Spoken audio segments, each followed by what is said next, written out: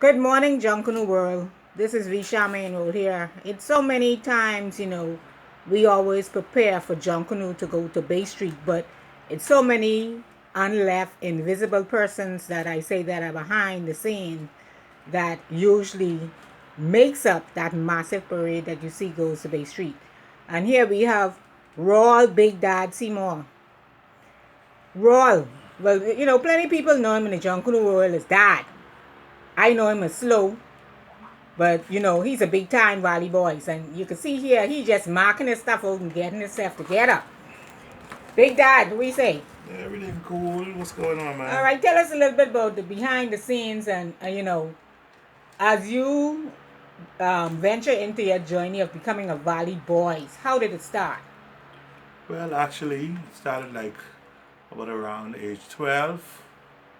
Just being around Junkanoo in Chippenham, around the Viking Shack. I found interest in it, and from there, just history. I've been going to Bay Street ever since. Should be about, I think it's about 32, 33 years now.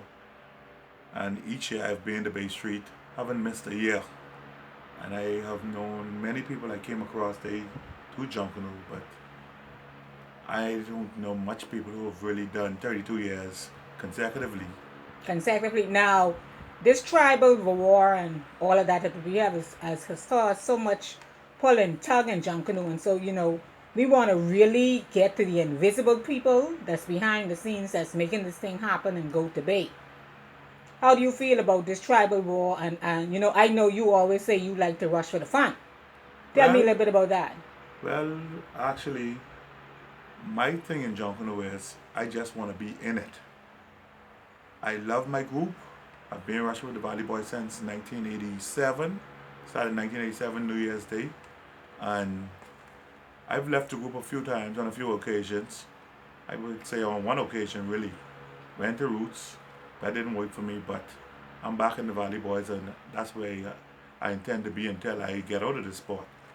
Really, the Valley Boys has taught me all of my great ideas and artistic skills. From early on, I started in the Bella line, where I think when I was in grade 9 or 10, I actually had the big off the shoulder bellas, but my thing is I like the front line section because that's where I think all the fun in Junkanoo really is. For me personally, others would say the back line, others would say belling, but for me, I just like the camaraderie in the front line and to show off my artistic abilities.